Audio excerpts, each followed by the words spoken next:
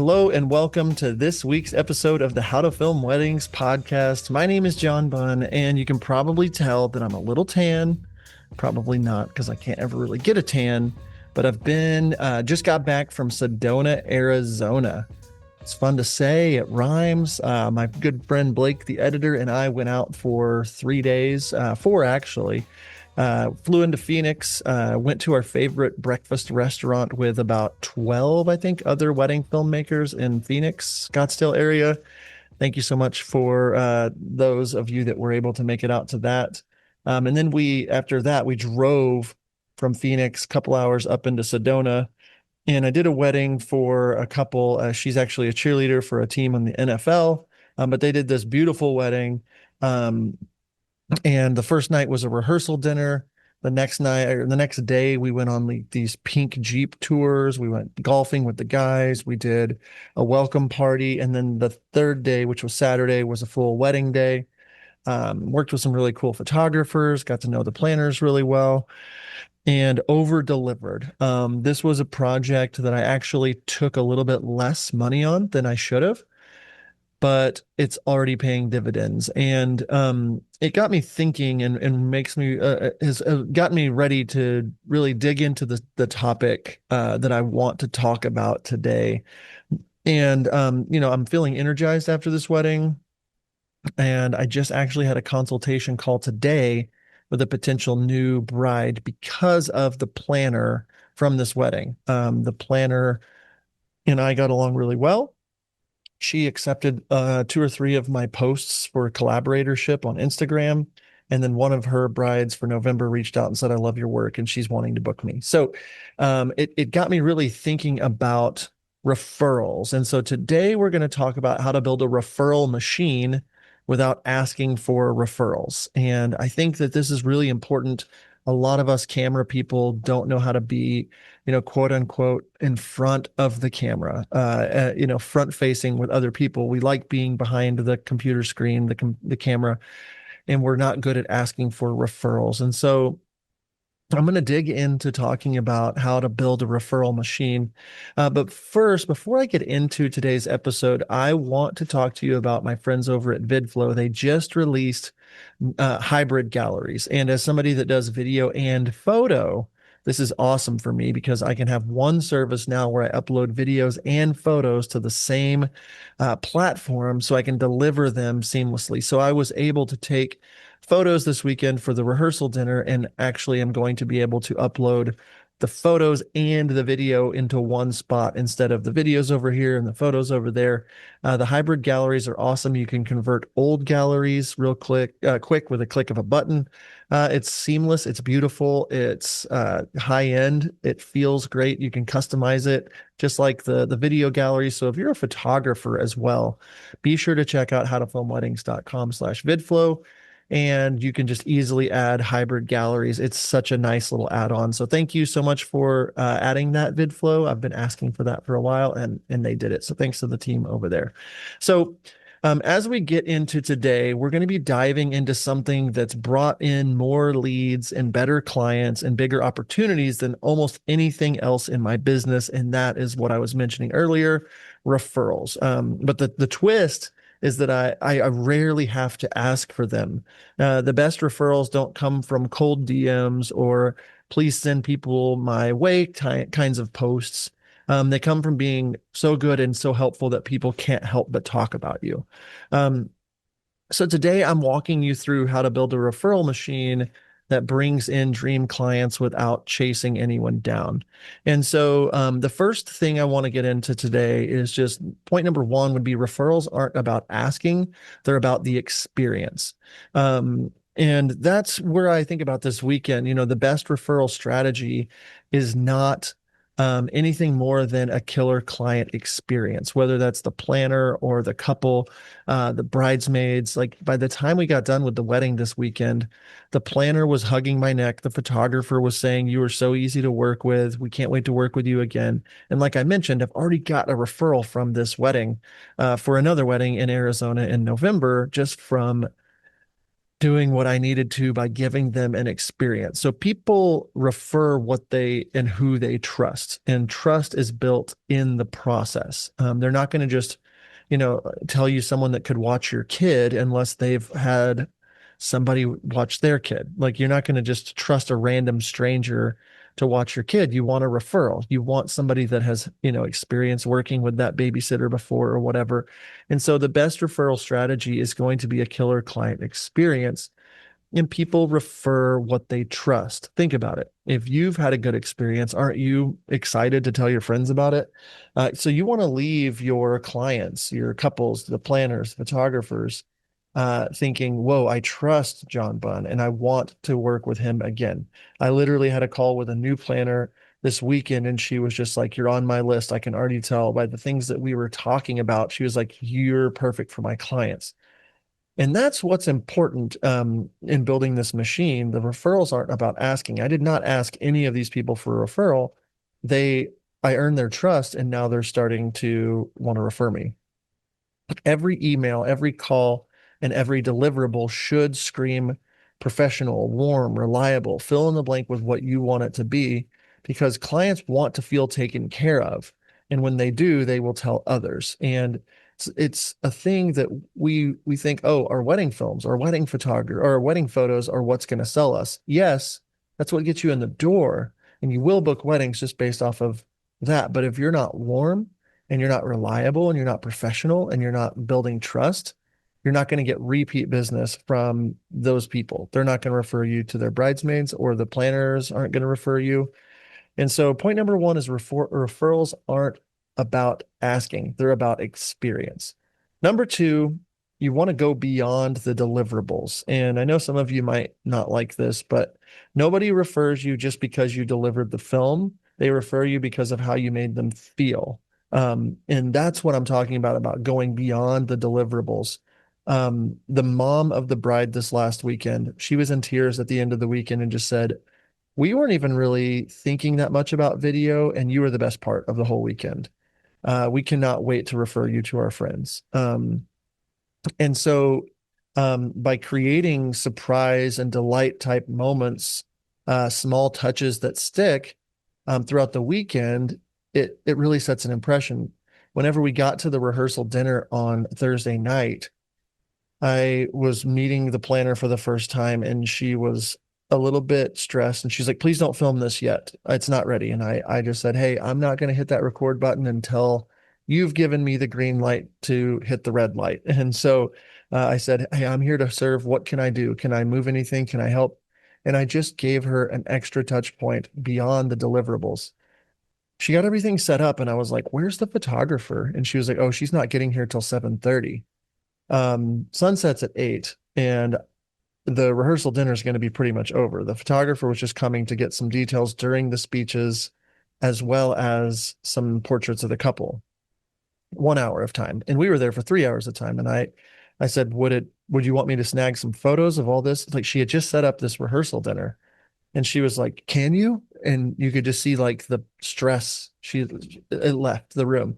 She was like, oh my gosh, yes, take some photos, please. And so I walked around and I took photos of all the details that she wouldn't have gotten. We took the drone up and we did drone photos from above, which we weren't contracted or paid to do. And so we just took all these photos. I said, do you guys want some new headshots? And they were like, yes. They were all dressed up, looking, good. And so there was 3 planners. I took photos of the 3 of them, solo shots. And then I had them all edited by the next day and sent her a link the next morning, just saying, hey, here's all the photos. And she was like, what? How did you do this? And I stayed up late. I got up early. I edited the photos. I sent them a gallery. And she said, have you sent this to the couple? And I said, oh, no, I'm not going to send these to the couple. They didn't hire me for photo, but I wanted you to have them. And I didn't get this, it's like, I don't want to step on the photographer's toes, that kind of thing. But that little thing went above and beyond the deliverables. And from that moment, she loved me and Blake. She did everything that she could for us. And she's already texted me several times. And there were a lot of other things that I did to go beyond the deliverables, where I was creating little postcards after every event and tagging her and inviting her and sending her all these things. She's just blown away. Like, oh my goodness, working with John is a must. I have to work with him again. And that is what going beyond the deliverables looks like. It could be something like handwritten notes, thoughtful check-ins, same day sneak peeks. You have to think, how can I exceed expectations in a way that gets remembered, in a way that you want to be remembered? So point number two is go beyond the deliverables. Point number three is be referable in every room that you're in. So think about this, like vendors and planners won't refer somebody who's sloppy, late, or hard to work with, no matter how talented they are. You want to show up early, you want to stay flexible, help other vendors shine. That's a huge one. Like if you're helping other vendors shine, the other day at the wedding, the photographer wasn't feeling super well. She just started feeling pretty sick middle of the day. And the second photographer had to go get details, and it was just me and the main photographer. And she was looking at her phone, trying to get the list of bridesmaids, family, wedding party to know who was next. I said, would you want me to read out these names for you? Like, do you want me to? And she's like, oh my God, yes, could you do that? So I'm like, Bob, Barbara, Debbie, Charlie, come over here. You're next. Next on the list is Dustin and Stacy, and next on the list is Daniel and Robin. Like I just started helping her, um, and she was just like, "Oh my gosh, you do not know how helpful that was," because I'm just thinking about how can I be helpful? How can I shine? How can I help them shine? And so if my goal is how can I help the couple look the best and enjoy everything? How can I help the other vendors? And that's my heart going in. I guarantee you that I will get more weddings because of this wedding. And that's what my whole team, we go into the wedding with that mindset. So how can you exceed expectations in a way that would get remembered for the way you want to be remembered? That's huge. And so whenever you are doing that, you're going to be referable in every room that you're in. So no matter how talented you are, if you're not thinking on those lines, you're going to be hard to work with. And so the way that we act and that we show up on a wedding day will build our reputation way more than our reels. And if you're smiling, saying thank you, you're tagging everyone, you're following up, those stupid things that shouldn't matter so much are what matter the most. When you add all those things up, and then you also have incredible work, you're going to be at the top of different people's lists. So be relatable and be referable in every room that you're in. Number four, before we get to it, I do want to tell you about our friends over at MusicBed. They have so many new things coming out. Head over to howtofilmweddings.com/musicbed to see all the new things. I'm not going to tell you exactly what they are because I don't know if they're out quite yet, but you're going to want to stay tuned because there's some incredible things going on over at MusicBed. Trust me, you're going to want to be on the list for the new things that they're doing. But the things that they already do that are incredible are help us find music that makes our wedding films great. I mean, it's so easy. I was just working with brideandgroom.video on an edit, and I literally used a song on a teaser and I put into the AI search, I want more songs that sound like this. And I found like 20 new songs that sound and felt like that teaser. I really liked the strings in it. I really liked the vibe. And I was able to copy and paste 20 songs over to brideandgroom.video and say, hey, use these as kind of like a template for the vibe for my teasers. And they've already sent me back the footage from, or I uploaded the footage from this weekend's wedding. And this morning they said, what do you think about this song for the teaser for your Sedona wedding? And I was like, yes, let's do it. And it just saved me so much time because the quality of the music is better, the tools are better, and it honestly, for the price, you just can't beat it. So I know I've talked a lot about MusicBed, but I really want to make sure you head over to howtofilmweddings.com/musicbed. Okay, point number four, stay top of mind without being annoying. Maybe put that in parentheses if you're taking notes. Stay top of mind without being annoying. You do not need to ask for referrals if you're already in their head when someone's looking. So if you're asking for referrals, that's usually a sign that you're not doing, you haven't done work, the work to build relationships. So you don't need to ask for referrals if you're already in their head when someone's looking. Are they thinking of your name whenever somebody inquires? I can guarantee you that the planner from this last weekend is thinking of my name if somebody inquires this week. And you have to stay consistent um, with them. And be memorable for a long time. I work with planners, like I worked with the planner Emily in Georgia 2 years, a year ago now, and I've just stayed in touch. We haven't done another wedding together, but there have been several leads, and I know that we will work together again. And she's great. She's become a friend, and I just want her to win. So I'll send her a message every now and then. Hope you're doing well. I saw that this happened. Looked like a great wedding. My goodness, let's connect. I want to talk soon. I'm staying top of mind without being annoying. I'm not texting her every day. I'm not asking her for a referral every day, but I just want to be remembered. So, a couple things you can do to stay top of mind. Number one is that a consistent presence on Instagram is a great subtle reminder. Are you showing off what you're up to? I've been in my stories every day since July of last year. I've been posting 3 times a week since every week since last year. I just hit 2.8 million views in the last 30 days. I just hit 13.3 thousand followers. I was at 7,000 followers this time last year. And a consistent presence is that subtle reminder that you need. Um, DM support, comment, vendor shout outs, those kinds of things. Like, are you supporting people in the DMs, other planners? Are you commenting on their posts? Are you shouting out vendors on your story? When you start making other people the hero and making them shine, that is one of the most attractive things that you can do in your brand to make you shine. I'm going to say that again. When you start propping up and helping other people shine, the couple, the family, the planner, the vendors, that's when you shine. People are looking at us as the guide. And if we're guiding them to a great day, I promise you the couple from this last weekend think that I help them have a great day and they have a great, like, happy smiling emoji next to me when they think of my name. And I guarantee you, like, this was an NFL cheerleader. And at this wedding were no less than 30 other NFL cheerleaders. And every single one of them followed me. And I followed every single one of them, and I'm communicating, and they just started practice for their NFL team.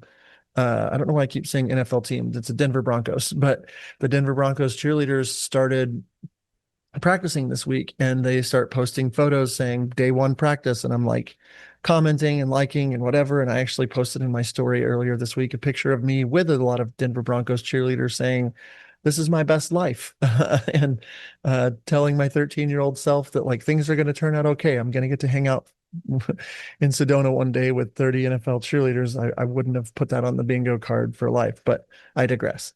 Anyway, stay top of mind. DM support, comments, vendor shout outs. Other things to do, you can have an email list, occasional updates on that, gentle reminders that you're still in the game. Like, stay top of mind without being annoying. I don't know how else to say that, but that is what you want to do if you're wanting a referral marketing machine. Point number 5, last point here. Your best referrers are the ones you have already impressed. A past client who loved you is 10 times more valuable than a cold lead. So think about this. Your best the people that refer you are the ones you've already impressed. Think about the past clients that you've worked with that love you. Is that more valuable than a cold lead if they're going to refer you to their friend? Absolutely. If I'm just looking online for a babysitter for this Friday night, and it's like babysitter Oklahoma, Tulsa, and then there's just a website. I don't trust it. I mean, anybody can make a website. Reviews, I will read them, and it's like that makes me trust it more. But if my brother and sister-in-law were like, you have to use Miss Stephanie, she's the best and she's available. Her prices are great. She's CPR certified. We've used her 100 times. She's become part of the family. You have to use her. I mean, which one am I going to want to work with? I don't care how much she costs. I trust her at this point. And so that's what you're kind of looking for. Your best referrers are the ones you've already impressed. So what can you do to, like, maintain those relationships with previous clients, with previous vendors, like we've talked about? So, um, a couple things: stay connected, anniversary emails, personal updates, social media, follow them, comment, like on their stuff, ask for a review, then thank them with a gift or a shout out when they do it.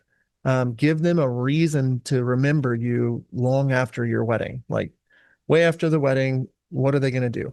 I had a couple reach out to me on Friday. They're having their 7-year anniversary, and their video, they lost it. she sent me an email. I was like, hey, John, been so fun following you. And I know this is probably not going to happen, but do you still have my wedding film? And I was like, absolutely, I do. Here's a Dropbox link. I uploaded it, saved the day, and just let them know, like, hey, if they need anything or have anybody getting married, please send them my way. I'm still doing this. Like, people are busy and you don't have to be thirsty to stay in front of people. And so every single person that inquires with me or works with me gets put into my email list. And I just do a monthly or every other month kind of occasional update on what I've been up to. So people just kind of know that I'm still in the game. And you've got to be helping them remember that uh, you exist. And so your best refers are the ones you've already impressed. Stay connected with them. Ask them for reviews. Ask them if they know anybody that's getting married. Send them a quick text message. If you think about someone or see someone have a big life moment, just comment on their thing. Send them a DM. Be helpful to them if they lost their wedding film, whatever it is. So those are my 5 points for today. I do have a bonus point. Make referring you a win for them. That'd be my, you have to do this delicately, but like the easiest referrals happen when they look good for sending you. So you want to like make it easy, send over a one-liner or highlight reel that they can share. Thank your referrers publicly. Social proof for me and recognition for them. When they refer you, they build credibility too. So you've got to lean into that. Like, don't take it lightly. If Jimmy and Susie refer you, send Jimmy and Susie like a thank you gift or something, and then shout out Jimmy and Susie, and then take good care of their client, their referral. So whenever they get asked, like, hey, how was John? Did he do a good job? They will say, oh my gosh, we loved him. That was the best referral. Thank you so much. And so that's the kind of stuff, like if you're really wanting to, build a referral machine, you're in recapping, you're going to need to know that referrals aren't about asking, they're about the experience. Number two, you're going to want to go beyond the deliverables. Number three, you want to be referable in every room that you're in. Number four, you want to stay top of mind without being annoying. And number five, you want to, your best referrers are the ones you've already impressed with our bonus point. Make referring you a win for them. So if you want more leads and better clients and less hustle, this is how I've done it. I build a referral machine that runs on trust and relationships and generosity. And I promise you, if you take that approach into your business over time, that's going to be the investment that pays off the most. So if this episode sparks something, be sure to tag me at How to Film Weddings or DM me what your next move is. I would love to help keep you accountable. And don't forget, if you want to grow your Instagram and attract better leads, there's a wait list right now that I'll put in the show notes. But before we head out today, last but not least, I do want to mention our friends over at howtofilmweddings.com/outsourcing. I mentioned brideandgroom.video earlier.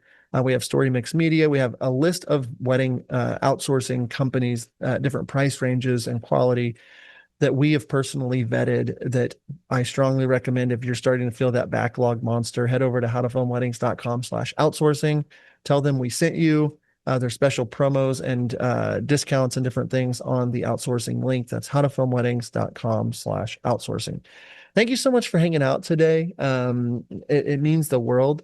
Definitely go be creative and get to working on your network. I said it last week, but your network is your net worth. You want to build a networking machine. If you have any questions for me or want to talk further about this, I do have mentor sessions available. Nick has mentor sessions available. Just send us a DM, like I said, over at How to Film Weddings. That's all I have for today. Thank you so much for tuning in. And until next time, we'll see you.